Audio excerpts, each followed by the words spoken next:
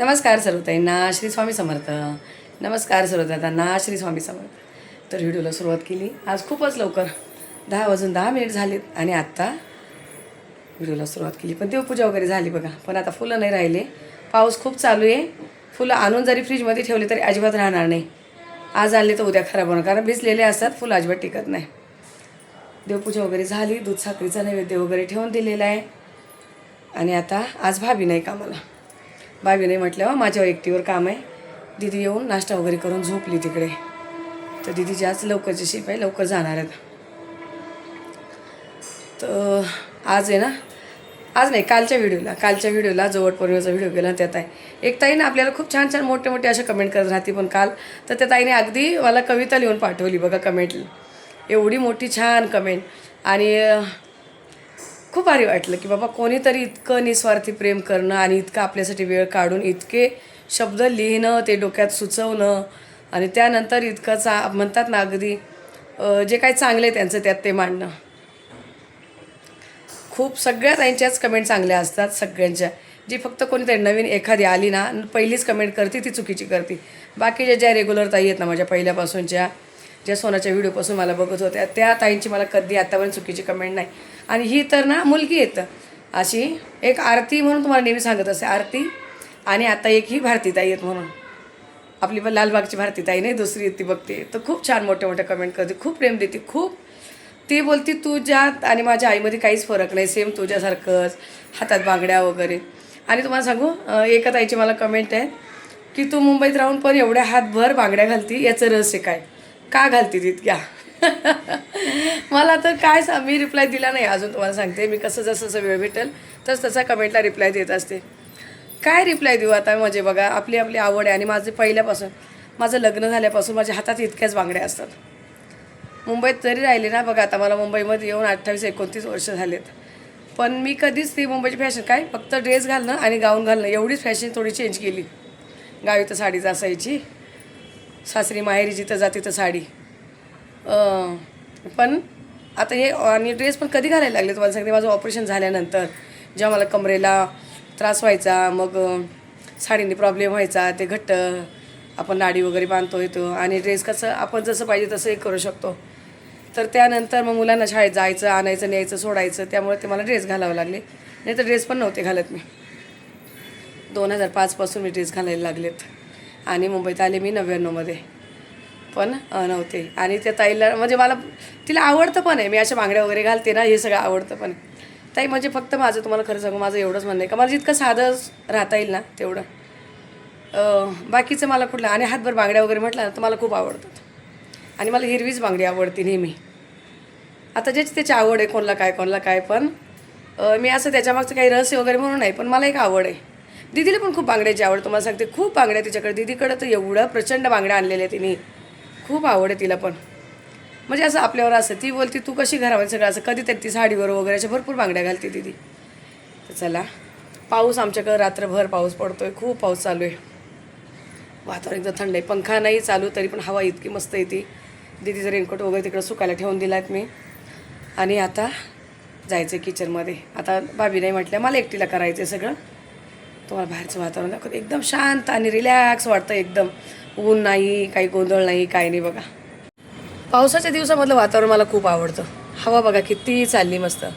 इथे फक्त मी दीदीचा असा रेनकोट टाकला हवेशीर, जरा सुकून जाईल. ओली होऊन आलेली मस्त वाटतंय असं. झाडं पण छान झाले. थोडंसं पाणी लागतं तिकडनं. असं वारा असेल ना त्यावेळेस झाडावर पाणी येतं, नाही तर नाही येतं असं. रात्री भाभीने मला खूप उशिरा फोन करून सांगितलं 11:30ला का मी येत नाही उद्या. माझी मुलगी यायची गावावरून म्हणून ती येत नाही. मी एवढे कपडे काढून ठेवले धुवायला. भाभीने एकदा आल्यावर धुतलेत, पण एवढे कपडे मी भिजवणार होते. पण बरं झालं तिने रात्री सांगितलं, नाही तर सकाळी भिजवायसाठी मी असे काढून ठेवलेले. तर आता आले मी किचनमध्ये थोडंसं काम केलं येऊन. आता इकडे ना पहिलं पीठ लावून दिलं. पीठ भिजतंय तोपर्यंत आता इथे कुकर ठेवला. आणि कुकरला बघा आज मी काय बनवते पुन्हा उडदाची डाळ, काळी डाळ. एवढी एक मोठी वाटीभर उडदाची डाळ घेतली आणि 2 चमचे चणा डाळ घेतली. ही घरची डाळ आहे आपली. आता ही धुवून कुकरला लावून देते. आणि सफेद वाटाण्याची भाजी बनवायची यशला. यश काही खात नाही असलं काही. तर चला पहिला कुकर लावून देते. बघा अशी उडदाची डाळ धुतली चांगली 3-4 पाण्यात धुवून स्वच्छ. पाणी जास्त घातले. आता थोडं तेल घातलं आहे आणि झाकण ठेवून हिच्या 6 ते 7 शिट्ट्या करायच्या, कारण एकदम अशी जाडसर राहिली नाही पाहिजे. चांगली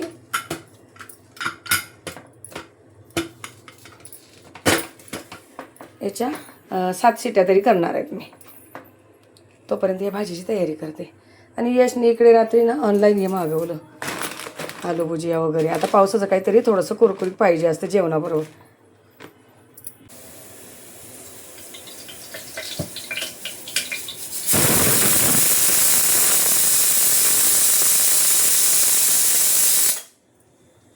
तर बघा आता इकडे ना मोठ्या गॅसवर 4 शिट्ट्या केल्या आणि तिकडे गॅस बारीक करून ठेवलाय. इथे दुसरा कुकर ठेवलाय, त्यात थोडीशी मोहरी घातली आणि थोडंसं जिरं,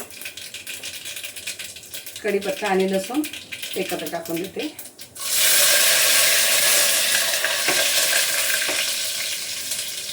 दोन कांदे कापून घेतले भाजीला.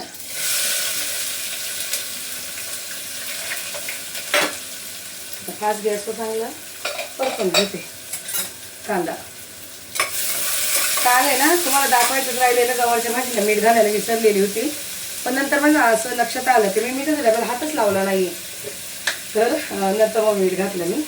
आता इथे भाजीच्या अंदाजाने 1 चमचा मीठ घातलं आहे. कांदा पटकन परतेल आणि टमाटा चॉपरला बारीक करून घेतला.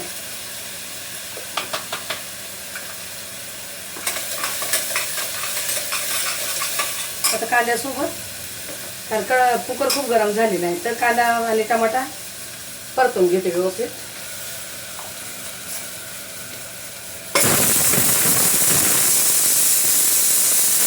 कांदा टमाटा चांगला परतला. कोथिंबीर टाकली. आता तिकडचा या कुकरचा मी गॅस बंद केला. 7 शिट्ट्या झाल्या. कांदा टमाटा आणि कोथिंबीर. तेल खूप कमी घातलंय, बिलकुल तेल दिसतच नाहीये. फक्त कसं तरी मीठ घालून कांदा परतेल असं एवढंच तेल त्याच्या भाजीला घालते मी. बोलले होते मसाला डबा घासायला काढेल, पण आता भाभीने आता कामं माझ्यावर आहे, नको म्हटली पसारा. थोडीशी हळद घातली, अर्धा चमचा आपलं धना पावडर, अर्धा चमचाच काश्मीरी पावडर आणि हा 1 चमचा भरून आपलं तिखट. मी हे वाटाणे धुवून ठेवलेले चांगले आणि त्यातमध्ये 1 बटाटा कापून घेतलाय, कारण दीदीला वाटलं खाल्लं तर थोडंसं बटाटा काढून खाऊ शकते. तशी तिला उडदाची डाळ खूप आवडते, खूप म्हणजे तिला त्याच्यापुढे काही नको. शेंगोळे, उडदाची डाळ, पिठलं हे दीदीचं खूप आवडतीचं जेवण. आता मीठ आहे ना थोडंसं कमी वाटते मला, अजून अर्धा चमचाभर मी मीठ घातलं. जरासं परतून घेते, का तेल नाही जास्त ना तर लगेच करपू शकतं खाली, म्हणून पटकन थोडंसं सगळं मिक्स करून घ्यायचं. एकदम अशी फक्त लपतपीत करायची ती भाजी. मला त्याला तर गरम पाणी करून ठेवलेलं होतं अगोदरच.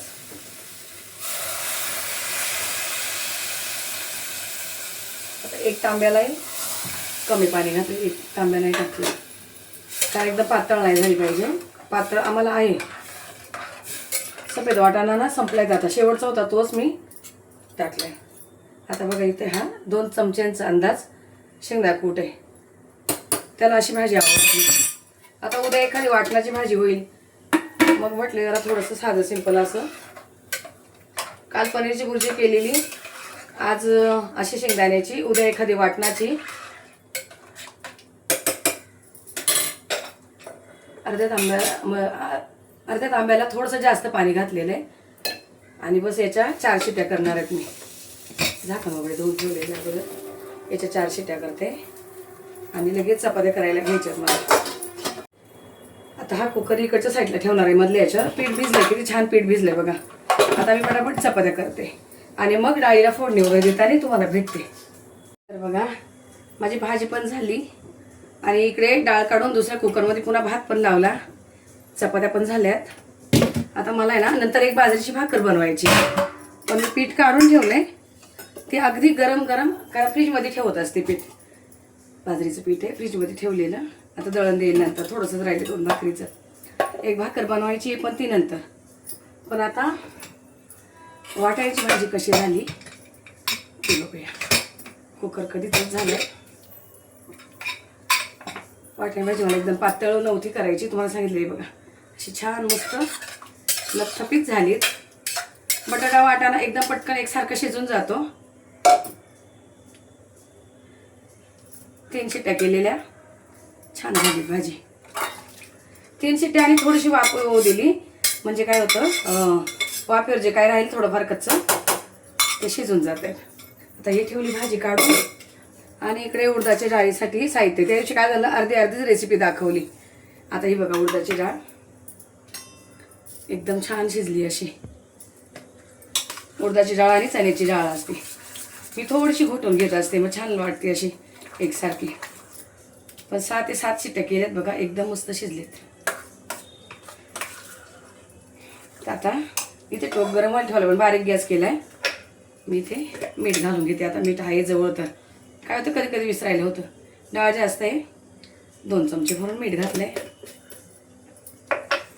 आणि वाटण करायला बघा, हिरवी मिरची, 2 चमचे जिरं, भरपूर असा लसूण, ओलं खोबरं घेतलंय आणि कोथिंबीर. यातच 3-4 पानं अशी कढीपत्त्याचे पण वाटणार आहेत. हे वाटून घेते, पाणी घालून चांगलं मिक्सरला वाटून घेते. आणि फोडणीसाठी पाहिजे थोडंसं कढीपत्ता आणि कोथिंबीर. यात थोडंसं ना आल्याचा तुकडा घ्यायचा राहिला, तर तो घेते आणि वाटण करते. बारीक गॅस टोप गरम होतोय. हे बघा मी असं आज मोठ्या भांड्यातच घेतलं. खूप छोट्या भांड्यात ना रिस्की काम होतं आहे ना, दरवेळेस काहीतरी नुकसान होतं. पाणी घालून अगदी बारीक केलं एकदम बघा, एकदम बारीक वाटलंय. आता इथे टोप गरम झालाय. आणि हे सगळं करूपर्यंत काही भांडी पण होती ते पण घासली थोडी थोडी. आता इथे ना थोडंसं लसूण घेतलंय, जरासा चेचून घेते मी. ही खूप भारी आहेत आहे ना, मस्त आहेत. अद्रकसाठी आणि लसूणसाठी तर एकच नंबर आहे मस्त. थोडासा लसूण चेचून घातला ना छान लागतं. आता जिरं वगैरे मी वाटायला भरपूर घातले, पण तरी असं वरती ना फोडणीच्या वरती असं दिसतं छान. जेव्हा आपण रस्सा बनतो याचा डाळीचं, वरती ना खूप सुंदर येतं असं. लसूण अर्धा चमचा जिरं घातले आणि थोडंसं लसूण टाकलाय, कढीपत्ता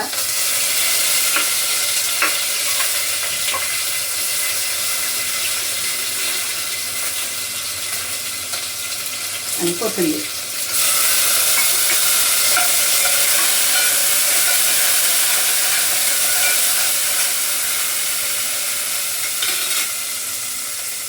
आता इथे ना एकदम थोडीशी हळद बघा, अर्धा चमचा सुद्धा नाही, फक्त थोडीशी चांगली छान अशी तरी दिसावी ना, जरासा कलर चेंज होतो. एकदम थोडीशी, कारण डाळ आपल्याला एकदम हिरवी बनवायची असते, पिवळसर नाही. एकदम अगदी चमच्याच्या शेंड्यावर नुसती हळद घ्यायची. आता ही फोडणी छान झाली. आता हे वाटलेलं वाटण सगळं ह्या फोडणीमध्ये घालायचं, मस्त परतून घ्यायचंय. या भांड्यामध्ये वाटायला काही प्रॉब्लेम नाही नो, यात ना लवकर बारीक होत नाही. खोबरं वगैरे ना यात पटकन बारीक नाही होत आहे, म्हणून मी ते छोटं भांडं घेत असते. यात कसं पाणी जास्त घालावं लागतं वाटणाला. मग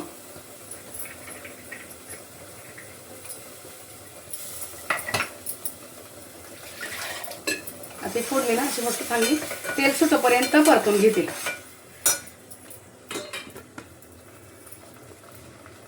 कलर बघा किती छान दिसतोय. डाळीमध्ये ना मीठ घालून अशी थोडीशी पुन्हा अजून जराशी घोटून घेते वाटण परतोपर्यंत. अजून मला कपडे वगैरे सुकायला घालायचे, सगळीकडून पुन्हा एकदा झाडू मारायचं आहे. किचन भांडे सगळं राहिलेलं आहे, पण यश येणार म्हणून पटकन त्याचं मी जेवण बनवून घेतलं. बाकीचं कसं आरामात चाललं तरी हरकत नाही. आता याचं थोडंसं परतू देते तेल सुटोपर्यंत. हे बघा असे मस्त फोडणी तेल सुटोपर्यंत छान झाली बघा. साईडने असं तेल सुटलंय.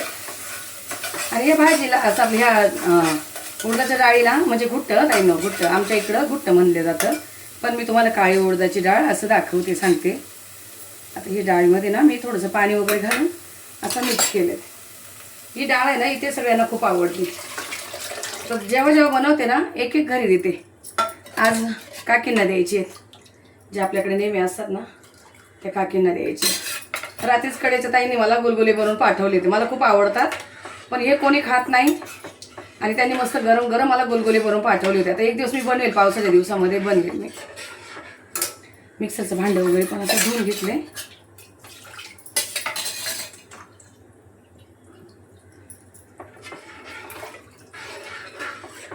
अशी ही डाळ आहे ना, खूप घट्ट नाही पाहिजे, अशी पातळसर पाहिजे. पातळ डाळ आहे ना, खूप छान लागते. आता ते काकी नाचल्या, मागच्या वेळेस बनवली तेव्हा इथे प्रगतीला दिली आणि ते बाजूला आलेत आपल्याकडे, एकदा त्यांना दिली. आता आज काकींचा नंबर.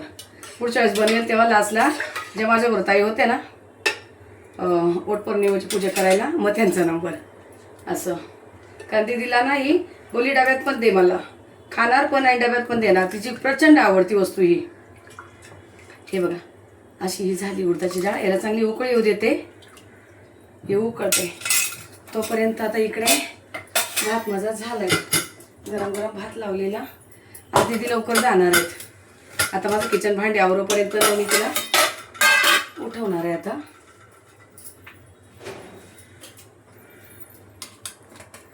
हे बघा, गरम गरम इंद्रायणी तांदळाचा भात.